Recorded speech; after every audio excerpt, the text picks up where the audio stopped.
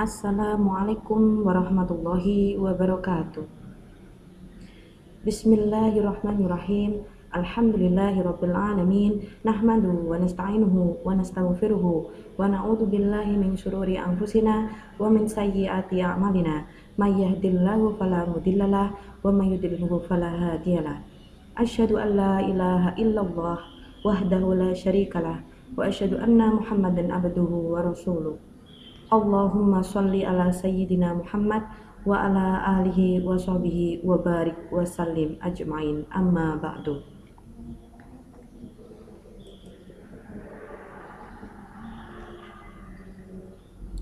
Pertama-tama, marilah kita ucapkan syukur kehadirat Allah Subhanahu wa Ta'ala yang telah menganugerahkan nikmatnya yang berlimpah ruah, sehingga kita kali ini semua dapat berkumpul di tempat yang penuh barokah. Sholawat serta salam semoga tetap tercurahkan kepada Nabi besar kita, Nabi Muhammad SAW, yang telah membawa kita dari zaman jahiliyah menuju zaman yang terang benderang seperti yang kita rasakan saat ini. Baiklah, pada kesempatan yang baik ini, saya, Aufia Aisyah, akan menyampaikan materi psikologi anak secara ringkas dengan tema pengaruh perceraian orang tua terhadap anak.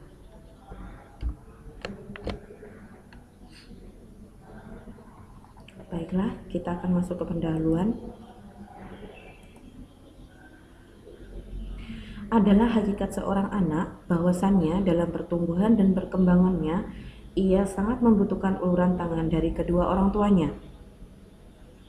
Orang tualah yang paling bertanggung jawab dalam memperkembangkan keseluruhan eksistensi anak, termasuk di sini adalah kebutuhan-kebutuhan fisik dan psikisnya, sehingga anak dapat tumbuh dan berkembang ke arah kepribadian yang harmonis dan matang. Gambaran tersebut hanya dapat dicapai apabila hubungan pernikahan kedua orang tuanya dalam kondisi yang harmonis dan baik. Maksudnya, yaitu hubungan pernikahan di mana suami dan istri sudah merupakan suatu kesatuan. Yang satu menjadi bagian dari yang lain, dan yang lain selalu menjadi pelindung bagi yang satunya. Suasana keluarga penuh keakraban, saling pengertian, persahabatan, toleransi, dan saling menghargai. Jadi, secara singkatnya, suatu hubungan yang harmonis.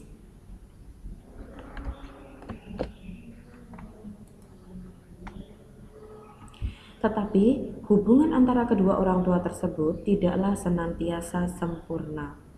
Setiap keluarga tentu tidak luput dari persoalan. Mula-mula persoalan yang kecil, tetapi akhirnya menjadi persoalan-persoalan yang sangat besar. Oleh karenanya, seringkali keseimbangan akan terganggu dan membahayakan kehidupan sebuah keluarga atau sebuah rumah tangga. Tak jarang perselisihan-perselisihan dan pertengkaran di antara kedua orang tua tersebut berakhir dengan perceraian. Ketegangan-ketegangan antara ayah dan ibu ini akan mengakibatkan anak-anaknya tidak merasa mendapatkan perlindungan dan kasih sayang. Padahal, faktor-faktor ini sangatlah penting bagi perkembangan anak secara normal. Rumah tangga yang tidak stabil ini, serta perselisihan-perselisihan dan pertengkaran yang mendahului perceraian, menyebabkan anak bingung dan tidak tahu harus memihak kepada siapa, ayah atau ibunya. Perceraian sering diakhiri dengan kepergian ayah untuk hidup berpisah dengan anak dan istrinya. Ketidakhadiran sang ayah dan kunjungannya tidak teratur setelah perceraian akan mempengaruhi anak dan ibu. Istri yang ditinggalkan oleh suaminya harus berperan sebagai ibu dan sekaligus ayah bagi anak-anaknya. Tanggung jawab ibu bertambah. Ia harus mencari nafkah sendiri, mengambil keputusan-keputusan penting sendiri adalah sebagian dari sekian banyak tugas-tugas dari seorang ayah yang harus dipikulnya. Tugas-tugas tersebut akan menyita banyak waktu dan perhatian yang biasanya digunakan untuk melakukan tugas-tugasnya sebagai ibu bagi anak-anaknya. Dapat ditinjau permasalahan anak yang ditinggalkan oleh tokoh ayah karena perceraian. Ketidakhadiran ayah ini bisa membawa pengaruh langsung ataupun tidak langsung bagi anak-anaknya. Pada saat anak masih dalam masa bayi, ketidakhadiran ayah hanya membawa akibat yang tidak langsung bagi anak. karena pada masa ini anak lebih tergantung dan terikat pada ibunya. Sedang pada masa sekolah, peranan ayah mulai disadari dan dirasakan oleh anak, sehingga kepergian ayah berakibat langsung bagi anak tersebut.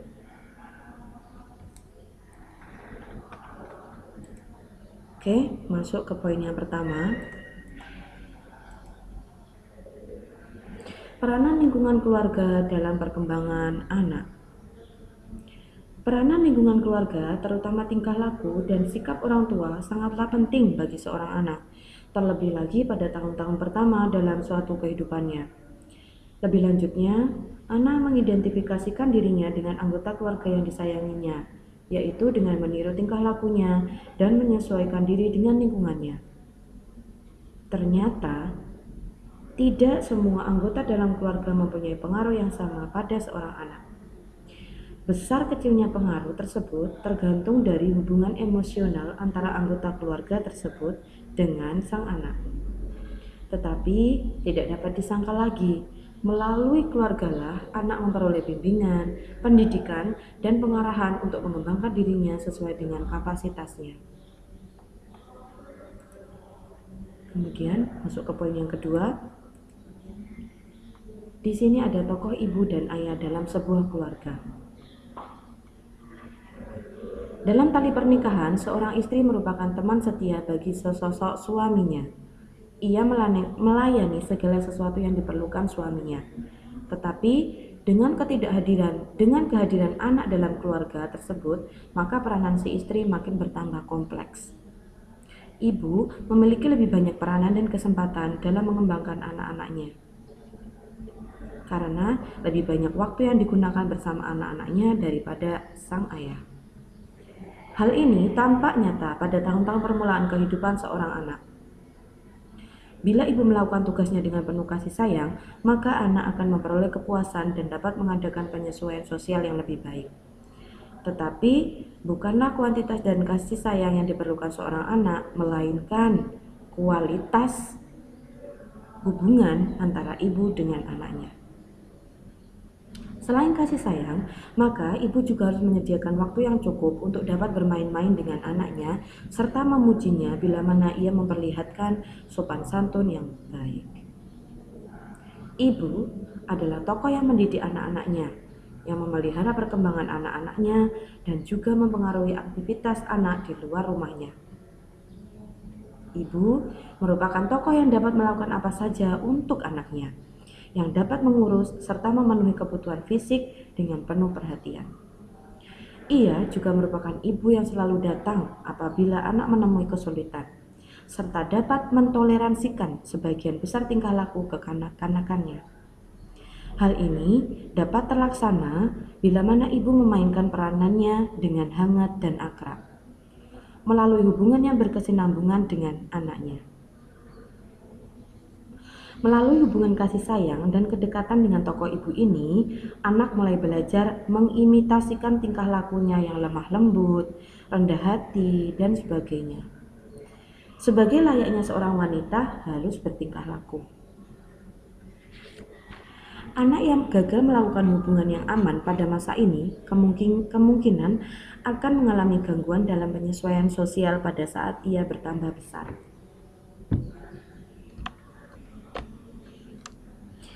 Dibandingkan dengan seorang ibu, maka ayah pada permulaan kehidupan seorang anak memang memiliki kesempatan dan peranan yang lebih kecil dalam mengembangkan anak-anaknya. Dengan meningkatnya usia anak, maka peranan ayah semakin banyak dan lebih kompleks. Bagaimana peranan ayah ini tergantung dari jenis kelamin anak-anak. Umumnya, ayah cenderung lebih memanjakan anak wanita, sedangkan dengan anak laki-lakinya, ayah lebih ambisius. Ayah sebagai orang yang mengepalai keluarganya selalu menjadi otoritas terakhir dalam membuat keputusan yang paling utama. Apabila tokoh ibu bagi seorang anak merupakan tokoh yang dipercayainya dan mempunyai hubungan yang dekat dengan anaknya, maka tokoh ayahlah merupakan benteng kekuatan pada siapa anak dan ibu biasanya bergantung. Seorang ayah harus dapat menjadi orang kuat bagi anak-anaknya dan menjadi tempat bertanya bagi mereka. Ia membimbing anak-anaknya untuk berani menghadapi kehidupan di dunia ini. Ayah harus dapat mengerti keadaan anak, bertindak sebagai teman atau rekan bagi anak-anaknya, membimbing perkembangan anak, serta melakukan sesuatu untuk dan bersama-sama anak-anaknya.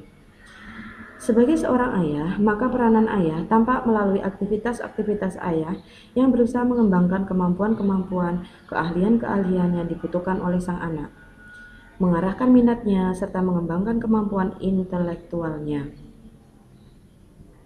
Ayah bagi seorang anak adalah ayah yang lebih sering keluar rumah dibandingkan dengan ibunya, lebih banyak dan lebih keras dalam menghukum. Tetapi di lain pihak, anak menyadari bahwa ayah lebih banyak mengetahui, memiliki sesuatu, dan merupakan kepala keluarga. Oleh karenanya dianggap sebagai bos di tengah keluarganya. Melalui sikap dan tingkah laku ayah sebagai kepala keluarga, maka anak belajar bertingkah laku sebagai layaknya seorang laki-laki, yaitu dengan tahan menghadapi segala sesuatunya, tabah, tidak suka menangis, tegas, dan berani.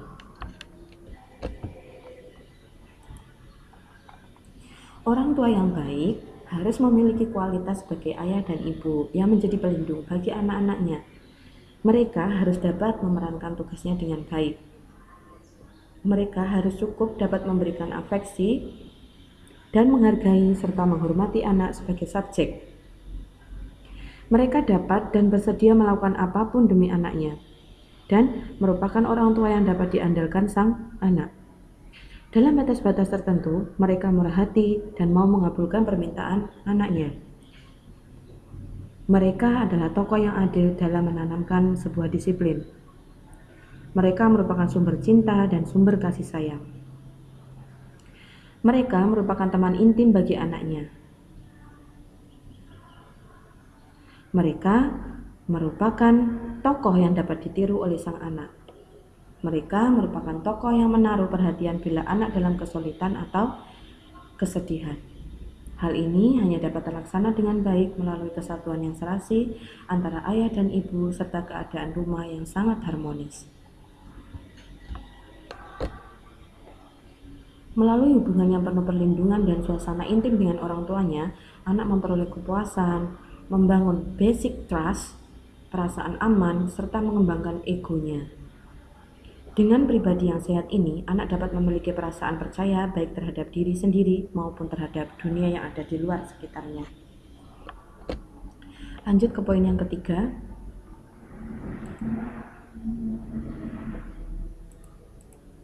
Ketidakhadiran ayah dalam sebuah keluarga. Dari uraian-uraian yang sudah saya jelaskan di atas tadi, kita dapat melihat betapa penting dan kompleksnya peranan ayah dalam sebuah keluarga.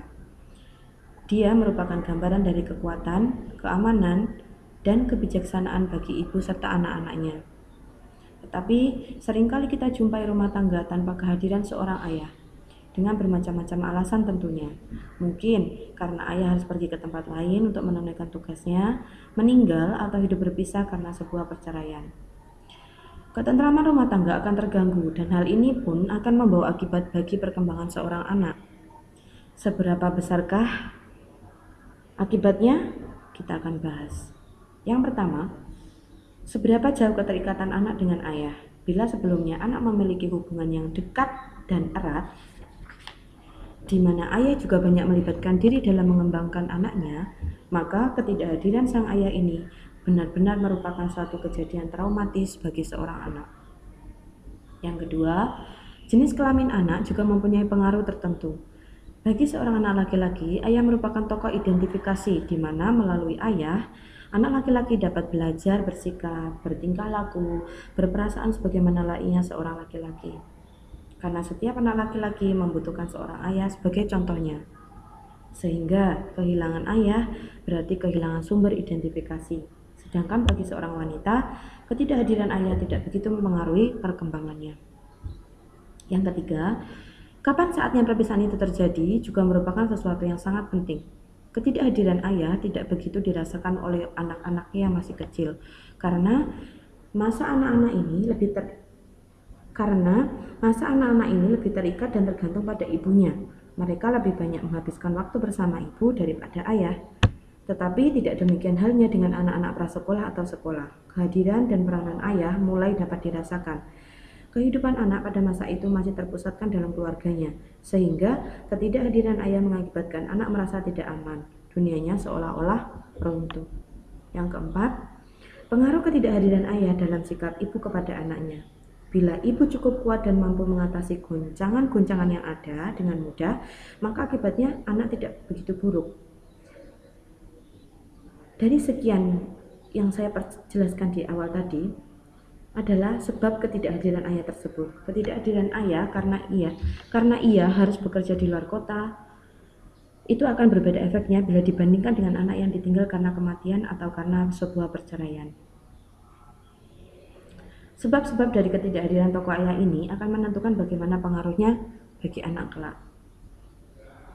Kepergian ayah karena tugas kerjanya seringkali menimbulkan situasi tertekan bagi anak ataupun orang tuanya.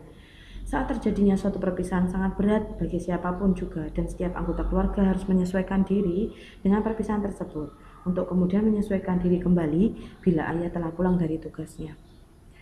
Anak sangat membutuhkan banyak waktu untuk menyesuaikan diri kembali apabila ayah pulang. Selama kepergian ayah, anak menjadi sangat tergantung dengan orang dewasa yang lain. Ia juga memiliki kecemasan dan ketakutan yang lebih banyak bila dibandingkan dengan anak-anak lain yang tumbuh dalam rumah di mana kedua orang tuanya itu lengkap. Nah, demikian juga ketidakhadiran ayah karena kematian membuat anak menjadi takut dan merasa terganggu. Ia merasakan dirinya suatu waktu juga akan binasa. Maka biasanya anak yang terguncang oleh kematian ayahnya bisa menjadi sesosok yang akan tertinggal daripada teman-teman sebayanya yang memang didampingi oleh ayahnya. Oleh karenanya, anak seringkali suka diajak tidur, sering marah-marah. Kehilangan ayah menyebabkan anak mentransfer afeksinya pada ibunya dan mengharap bahwa dengan cara ini ia akan memperoleh rasa aman yang sebelumnya ia dapatkan dari kedua orang tuanya.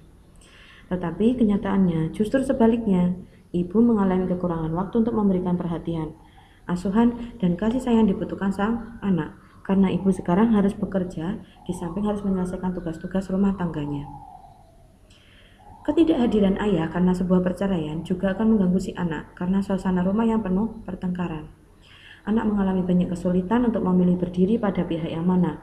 Sedangkan bila anak ditinggal oleh ayahnya karena kematian, maka ibu dan anak berada dalam satu kesatuan, berada dalam suasana penuh kesedihan dan tangisan. Perceraian bagi seorang anak merupakan suatu kesengajaan dan menyebabkan hubungan dalam keluarga menjadi sangat dingin. Anak berada dalam kesendirian dengan segala perasaan yang tidak menyenangkannya. Hal ini sangat berbeda bila dibandingkan dengan suasana kehilangan karena sebuah kematian. Di sini anak dapat membagi kesedihan dengan orang-orang yang ada di sekitarnya, walaupun anak menderita dan merasa sengsara ditinggalkan karena kematian salah satu orang tuanya. Tetapi di lain pihak, kematian memberikan simpati, kesenangan, dan kehangatan bagi sang anak. Dalam arti bahwa semua teman, sahabat, sanak keluarga menerima dan mengertikan akan kesedihannya. Semua menjadi lebih simpatik dan baik kepada anak tersebut. Lain halnya apabila orang tuanya bercerai, maka hanya sedikit usaha-usaha yang dapat dilakukan untuk menyenangkan si anak tersebut. Semua sibuk dengan urusan perceraian dan urusan masing-masing. Anak dipandang berbeda oleh masyarakat dan teman-teman yang ada di sekelilingnya. Ia kurang memiliki kesempatan untuk melihat bagaimana orang dewasa hidup bersama dalam sebuah lingkungan yang harmonis. Maka dari itu semua, kita sebagai calon generasi bangsa, kalian adalah calon ayah dan ibu bagi anak-anak kalian, maka kalian harus berusaha menjadi sesosok yang dapat didambakan oleh anak-anak kalian. Menjadi orang tua yang membimbing anak-anaknya agar mereka bisa mengetahui bagaimana keluarga yang harmonis dan baik. Jangan sampai ada di antara kita semua menjadikan diri kita sosok yang tidak dapat diunggulkan oleh anak-anak kita sendiri. Baiklah, terima kasih untuk waktunya hari ini. Apabila terdapat kesalahan ataupun kekurangan dari saya mohon maaf. Sebelum kita tutup pembelajaran kita hari ini, mari kita baca kafaratul majelis bersama-sama. Bismillahirrahmanirrahim. Subhanakallahumma wa bihamdika asyhadu an la ilaha illa anta astaghfiruka wa atubu ilaik. Sebelum kita tutup, mari kita baca Nahdlatul Hamdalah. Alhamdulillahirabbil alamin. Dan akhirul kalam. Wassalamualaikum warahmatullahi wabarakatuh.